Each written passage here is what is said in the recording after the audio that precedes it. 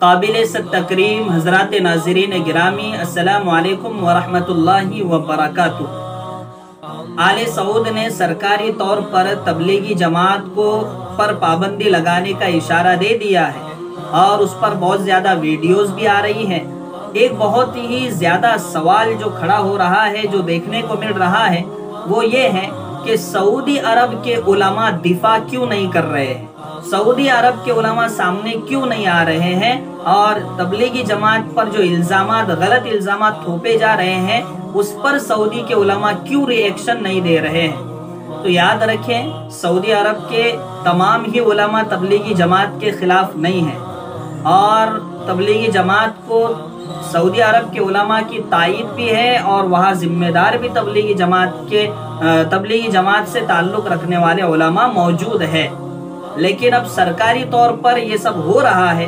اس لیے آپ سمجھ سکتے ہو کہ جب سرکاری طور پر یہ چیزیں انجام دی جاتی ہے تو حکمت اور مصلحت کی بنیاد پر اگر کوئی آواز بھی اٹھاتا ہے تو پھر اس کی آواز کو کچل دیا جاتا ہے۔ اور سعودی کی جو حکومت ہے اس کا کیا رویہ ہے، جو بھی آواز اٹھاتا ہے اسے جیل میں ڈال دیتے ہیں۔ یہ آپ نے